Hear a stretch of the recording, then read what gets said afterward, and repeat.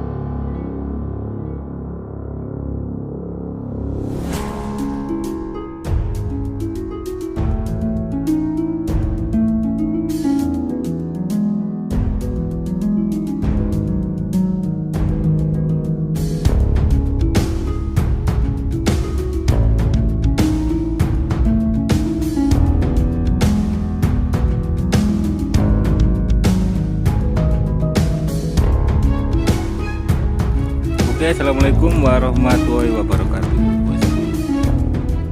Selamat datang di channel Sengkuni keponakan Buya. Kali ini kami berada di situs Kuto Girang, guys. Nah, situsnya kayak gini, guys ya. Ini ditemani oleh saudara-saudara saya semua, keponakan-keponakan semua ini, bos. Jadi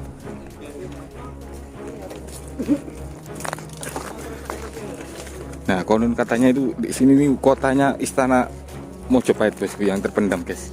Kita akan coba langsung menelusur. Iya, bosku. Kita akan lihat Kang Eka dulu ya.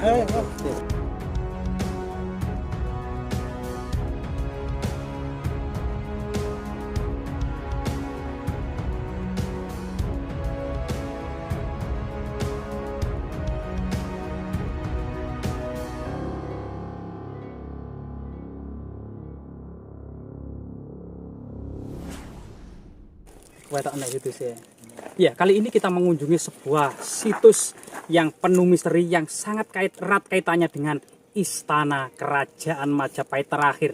Ada beberapa sumber historis ya, karena memang lokasi ini berdekatan dengan lereng Gunung Penanggungan, di mana percandian terakhir dibangun pada Gunung Penanggungan ini tahun 1511 Masehi. Jadi kita coba menelusuri jejak purbakala.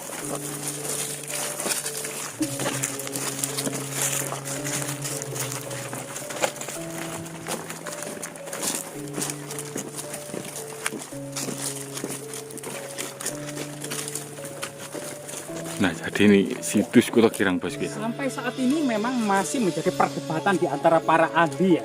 Kapan dan seperti apa masa lalunya situs yang sangat luas ini ya, sekitar 3 hektar ya. Jadi penuh dengan struktur tembok bata kuno. Bahkan kemudian artefak-artefak penting dan pusaka-pusaka Kerajaan Majapahit juga terserak. Mari kita teliti bersama.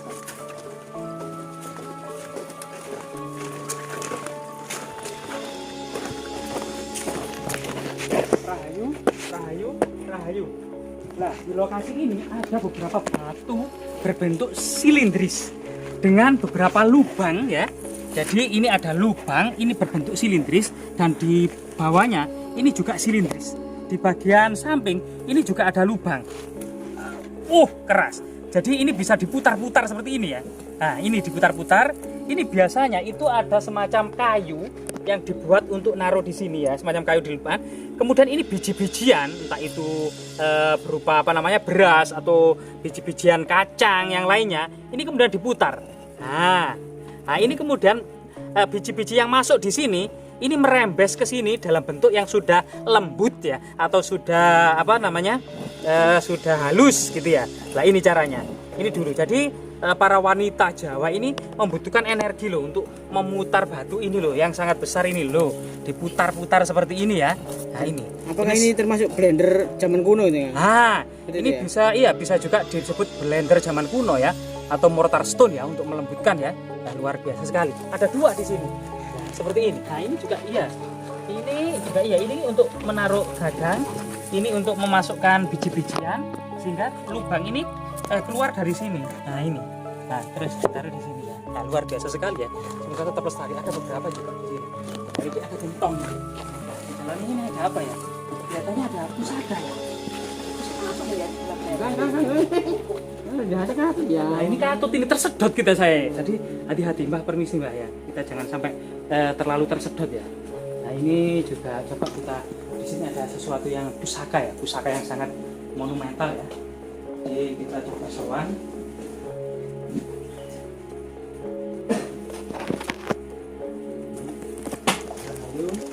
Rahayu.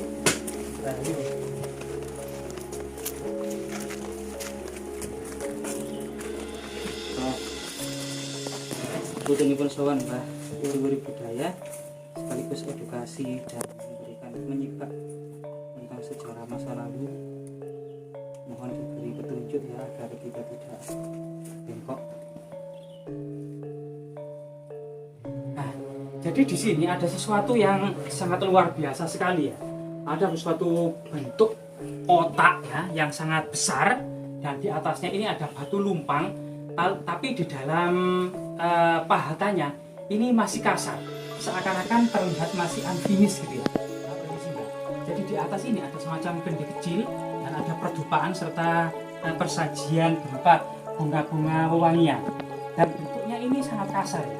Nah, diduga batu ini tidak untuk keperluan profan, yaitu untuk menumbuk biji-bijian atau rempah-rempah atau dedaunan ya, melainkan ini memiliki fungsi magis, di mana diduga batu ini nama kunonya disebut batu kalumpang. Seorang pendeta Makudur biasanya ketika acara peresmian penetapan tanah-tanah Sima Perdikan di area ini kemudian menyembelih ayam di atas batu kalumpang dan memecahkan telur sebagai tanda telur itu sudah ceprot, artinya keputusan seorang Sri Maharaja terkait status tanah-tanah seperti sekitar ini yang ditetapkan oleh Raja tersebut sebagai status Sima Perdikan itu sudah diputuskan dan tidak bisa diganggu-gugat. Maksudnya seperti itu. Setelah itu kemudian Sang Makudur itu kemudian membacakan kutukan-kutukan yang sangat menyeramkan di arah ini.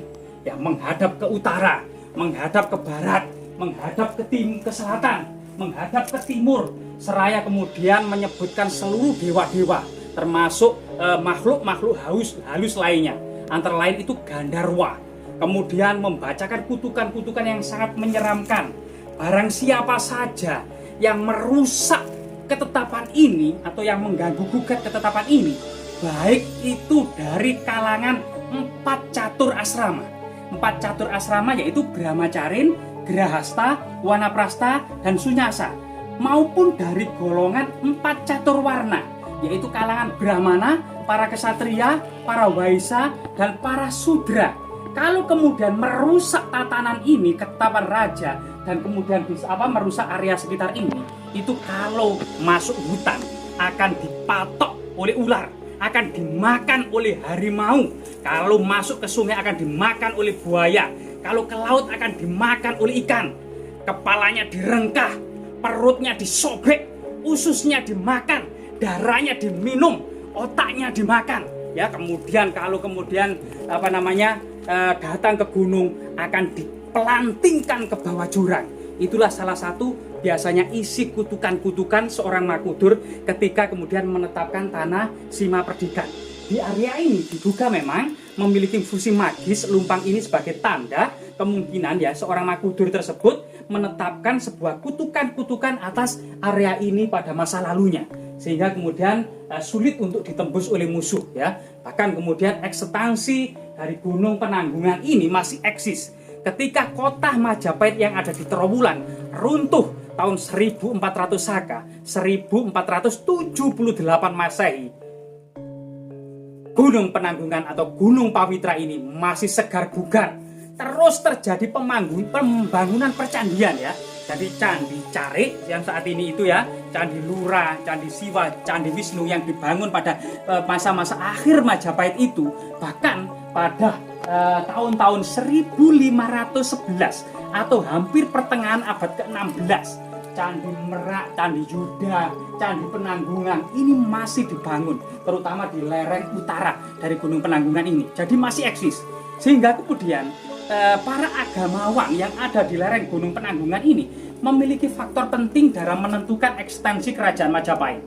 Selama kelompok agamawan berkumpul di Gunung Penanggungan ini, maka ketika Raja Majapahit itu mangkat atau kemudian dikudeta atau kemudian diserang oleh musuh, misalnya Demak Bintoro, itu maka para pendeta berkumpul di Gunung Penanggungan untuk mengangkat dan menobatkan Raja Majapahit yang baru lagi. Dari sinilah kemudian ekstensi Gunung Penanggungan ini menjadi prioritas oleh Kesultanan Trenggono Demak ini, yang kemudian tahun 1543 gitu ya, secara besar-besaran kompleks Gunung Penanggungan yang merupakan tempat berkumpulnya para pendeta utama dan para bangsawan yang telah dinobatkan oleh para pendeta ini benar-benar runtuh total dengan usaha keras oleh Demak Bintoro gitu ya. Nah, ini sebuah pelajaran yang patut kita patut kita menjadi pelajaran bagi kita semuanya, pentingnya golongan agamawan ya dalam kemudian mendampingi para pemimpin atau para raja gitu ya. Dan semoga hal-hal seperti ini tetap lestari dan menjadi pelajaran bagi kita semua. Untung lokasi ini sudah diuri-uri ya oleh masyarakat sekitar atau sempat sudah ditetapkan oleh Balai Pelestarian Cagar Budaya Jatim gitu ya. Dan semoga tetap memberikan edukasi dan kemudian motivasi akan kejayaan Majapahit di masa lalu yang bisa menguasai Nusantara hanya dengan pena dan pedang, hanya dengan alat-alat yang tradisional. Dan kita sekarang modern gitu, bahkan wilayah Majapahit dulu itu melebihi wilayah Indonesia modern saat ini. Jas merah, jangan sekali-kali melupakan sejarah.